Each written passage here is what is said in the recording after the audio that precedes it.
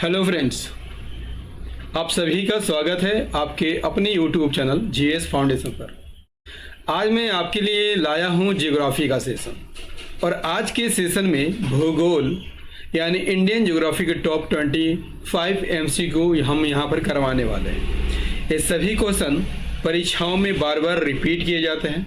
अगर आप किसी भी एग्ज़ाम की तैयारी कर रहे हैं तो एग्ज़ाम से पहले ये वीडियो को आप यदि देख लेते हैं तो यकीन मानिए कम से कम 2-3 सवाल आपके यहाँ से बनने वाले हैं। तो आप वीडियो को एंड तक ज़रूर देखिएगा, ठीक है।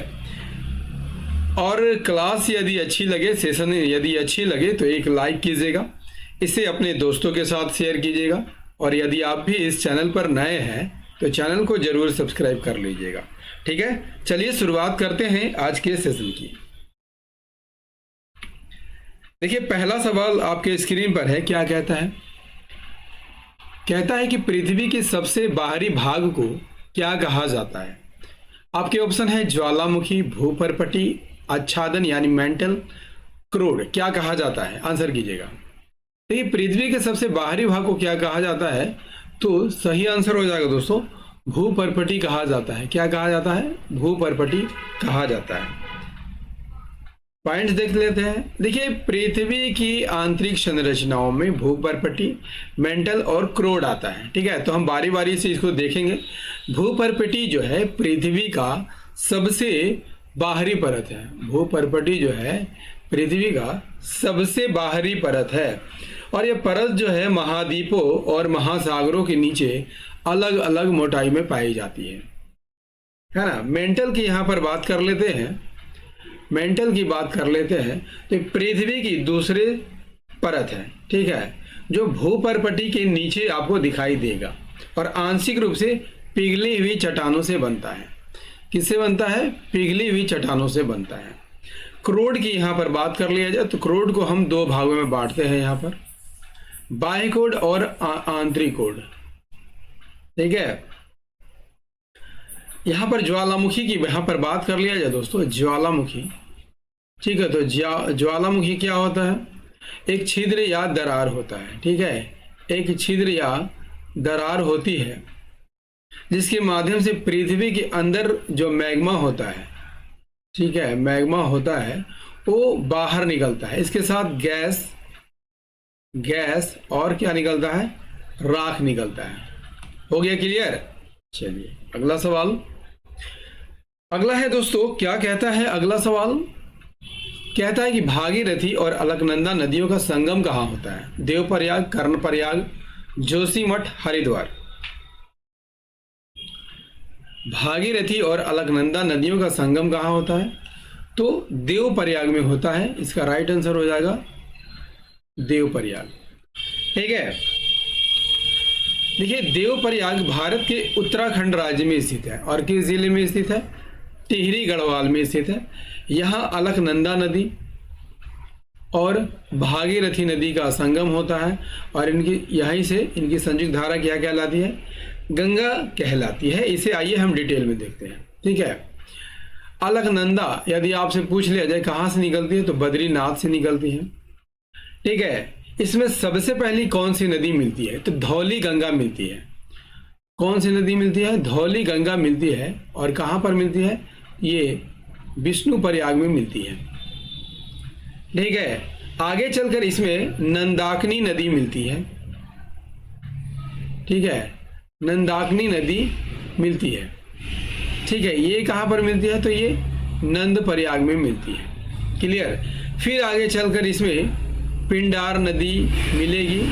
कहाँ पर मिलेगी? तो ये कर्ण प्रयाग में मिलेगी, ठीक है। आगे चलकर दाहिनी ओर से मंदाकिनी नदी मिलती है। कहाँ पर मिलती है? तो रुद्र प्रयाग में मिलती है। कहाँ पर मिलती है? रुद्र प्रयाग में मिलती है। और अंतिम रूप से इसमें भागीरथी नदी मिल जाती है। कहाँ पर? तो देव प्रयाग में।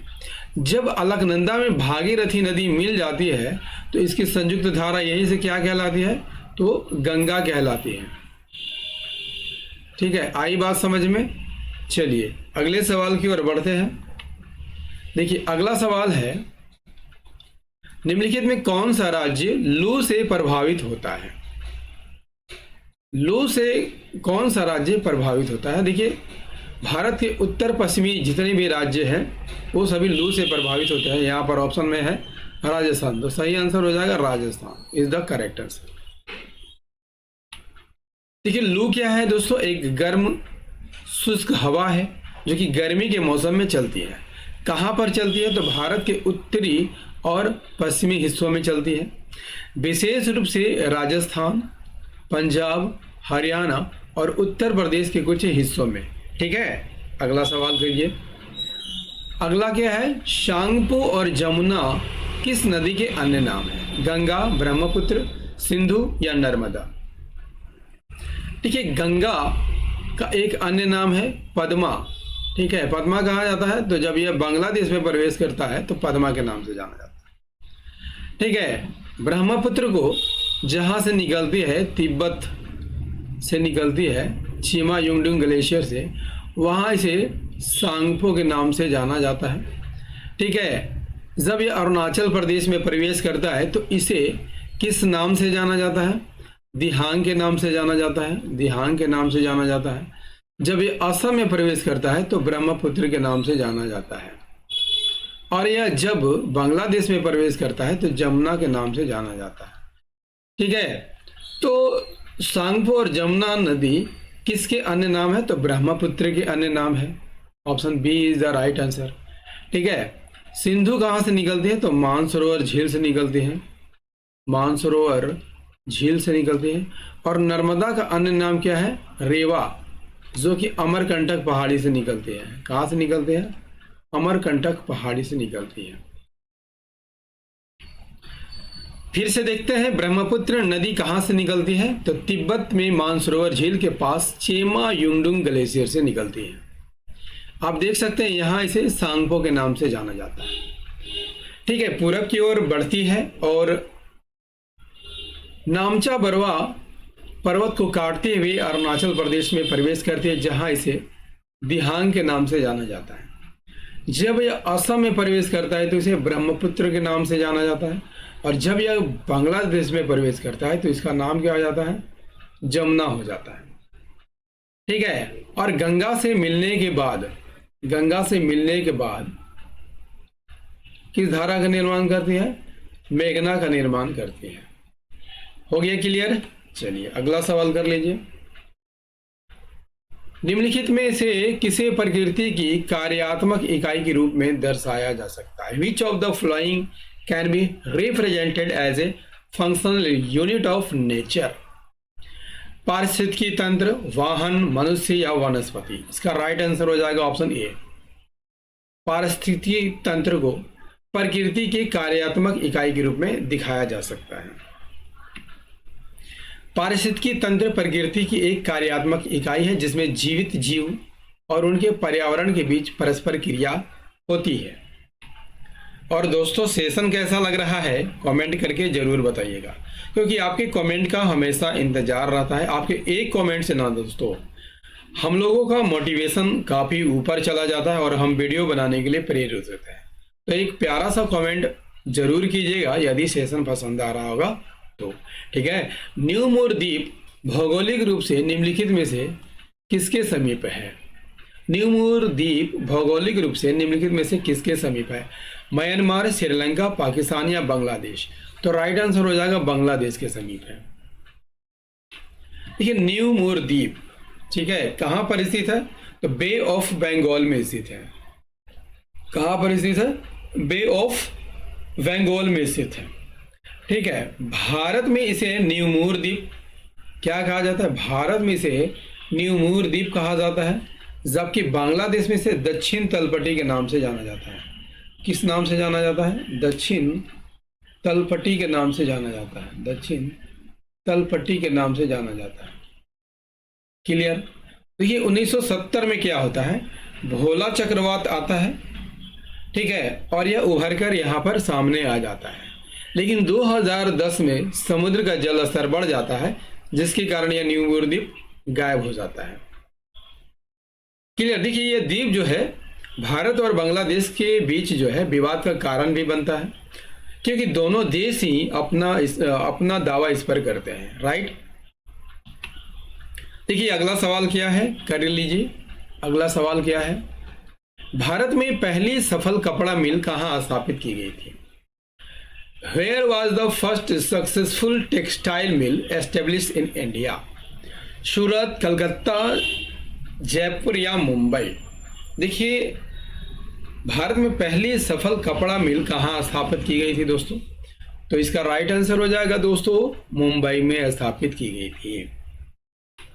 भारत में पहली सफल कपड़ा मिल कहाँ पर? मुंबई में। कब? 1854 में। ठीक है। यह भारत से इंग्लैंड और चीन को कच्चे कपास के निर्यात के लिए बंदरगाह के रूप में विकसित किया गया था, है ना। चलिए नेक्स्ट, अपने समय की सबसे बड़ी कृत्रिम झीलों में से एक भोपाल झील का निर्माण किस शताब्दी में हुआ था? In which century was Bhopal lake one of the largest artificial lake of its time, है ना। तो कब हुआ था, किस शताब्दी में हुआ था? तो 11वीं शताब्दी में हुआ था, 11वीं शताब्दी में हुआ था। अब देख सकते हैं दोस्तों, भोजताल झील है, ठीक है, और यहाँ किसका तस्वीर लगा हुआ है? राजा भोज की तस्वीर लगा हुआ है। राजा भोज की तस्वीर यहाँ पर लगा हुआ है। भोजताल का निर्माण किसने कराया था? तो राजा भोज ने कराया था। और राजा भोज जो है किस वंश से ताल्लुक रखते थे? परमार वंश से ताल्लुक रखते थे। उन्होंने अपने राज्य की पूर्वी सीमा को सुरक्षित करने के लिए भोपाल शहर की स्थापना भी की थी, है ना। चलिए अगला सवाल कर लीजिए।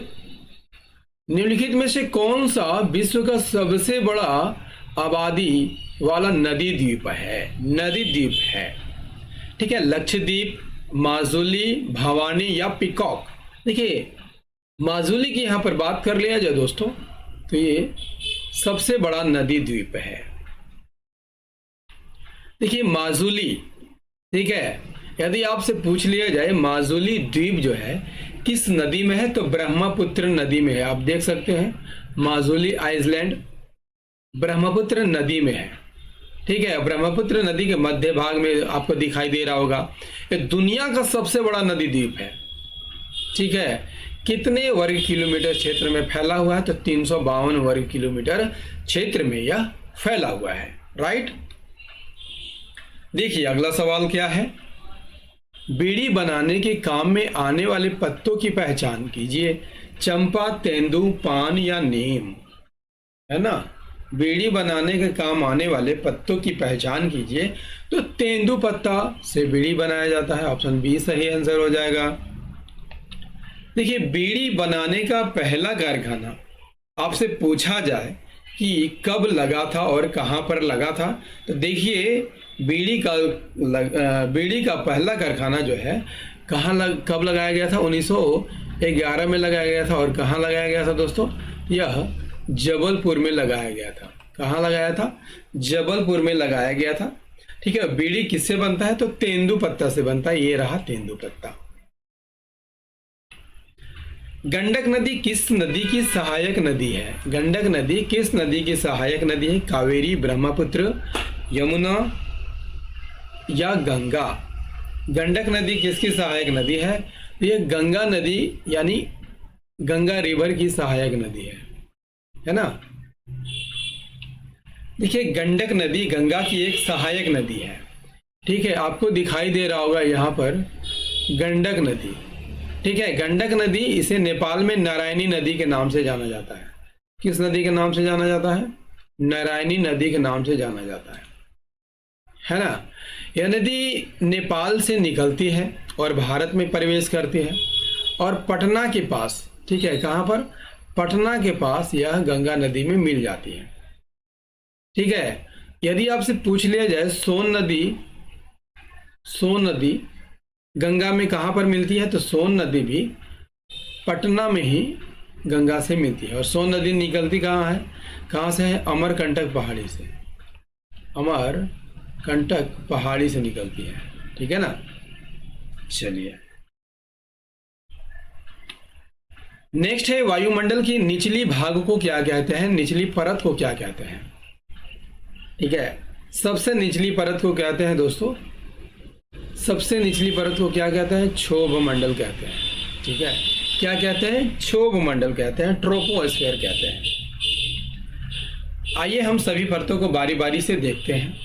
सबसे निचली परत क्या कहलाती है? ट्रोपोस्फेयर कहलाती है। इसके ऊपर स्ट्रेटोस्फेयर, इसके ऊपर मेसोस्फेयर और इसके ऊपर थर्मोस्फेयर और सबसे ऊपर एक्सोस्फेयर। 5 परतें आपको दिखाई देती है। क्षोभ मंडल में ही अधिकांश जो है मौसमी घटनाएं होती हैं, जैसे कि बादल बनना और बारिश होना। ये कहाँ पर होती है? ट्रोपोस्फेयर में होती है। स्ट्रेटोस्फेयर की यहाँ पर बात कर लिया जाए, समताप मंडल की यहाँ पर बात कर लिया जाए दोस्तों, तो यहीं पर आपको वायुयान उड़ते दिखाई देते हैं। ठीक है। मेसोस्फेयर की बात कर लिया जाए, मध्य मंडल की बात कर लिया जाए, तो यहाँ उल्का पिंड आकर जल जाते हैं और वे नहीं, जो उल्का पिंड नहीं जल पाते हैं वे पृथ्वी पर आ जाते हैं। ठीक है। थर्मोस्फेयर, थर्मोस्फेयर में आपको आयन मंडल दिखाई देता है। ठीक है, आयन मंडल, जहां से रेडियो तरंगे परावर्तित होती है। ठीक है। यहां पर बात कर लिया जाए एक्सोस्फेयर। ठीक है, तो एक्सोस्फेयर में क्या होता है? उपग्रह स्थापित होते हैं, उपग्रह स्थापित होते हैं। राइट। चलिए अगला सवाल कर लीजिए। अगला है, भारत में प्रोजेक्ट टाइगर किस वर्ष शुरू किया गया था? क्या कहता है? भारत में प्रोजेक्ट टाइगर किस वर्ष शुरू किया गया था? 1973, 70, 85 या 72? तो प्रोजेक्ट टाइगर की यहां पर बात कर लिया जाए तो स्टार्ट होगा कब? 1973 में। प्रोजेक्ट टाइगर 1973 में शुरू होता है। कौन करता है? भारत सरकार। ठीक है। उद्देश्य क्या है? बाघों और उनके आवासों की रक्षा करना और बाघों की घटती आबादी को रोकना। और यह परियोजना किसके नेतृत्व में शुरू की गई थी? तो याद रखिएगा, इंदिरा गांधी के नेतृत्व में शुरू की गई थी। नेक्स्ट है, थोड़ा लंबा सवाल है। निम्नलिखित में से किस राज्य में भौगोलिक परिस्थितियों के कारण रेल परिवहन का विकास कम हुआ है? क्या हुआ है? कम हुआ है। ठीक है, तो राज्य कौन सा है? सिक्किम है ना? कौन सा है? सिक्किम है। ठीक है। सिक्किम में विकास नहीं होने का कारण क्या है दोस्तों? कारण है कि ये एक पहाड़ी राज्य है। यहाँ की भौगोलिक स्थितियाँ जो है थोड़ा सा गड़बड़ है, ढलाने है, गहरी घाटियाँ हैं, जिससे क्या होता है? रेलवे ट्रैक नहीं बनाया जा सकता है। जबकि उत्तर प्रदेश, बिहार और हरियाणा चूंकि मैदानी क्षेत्र है तो यहाँ पर बनाया जाता है। क्लियर हो गया? चलिए अगला सवाल कर लीजिए। निम्नलिखित में कौन सा भारत में निजी क्षेत्र के उद्योग का उदाहरण है? Bharat heavy electricals limited, steel authority of India limited, oil India limited, ये सभी जो है ना गवर्नमेंट से संबंधित है। ठीक है। जबकि Tata iron and steel company निजी कंपनी है। ठीक है। कैसी कंपनी है? तो निजी कंपनी है, यानी प्राइवेट कंपनी है। Tata iron and steel company की स्थापना 1907 में की गई थी। कहाँ पर की गई थी दोस्तों? तो जमशेदपुर में की गई थी। कहाँ पर की गई थी? जमशेदपुर में की गई थी। जमशेदपुर यदि आपसे पूछ लिया जाए किस राज्य में है, तो झारखंड में है, झारखंड में है। और स्वर्ण रेखा और खरकई नदी के संगम पर है। किस नदी के संगम पर है? खरकई नदी के संगम पर है। ठीक है। देखिए, भेल, शेल और ऑयल इंडिया लिमिटेड सार्वजनिक क्षेत्र की कंपनियां हैं।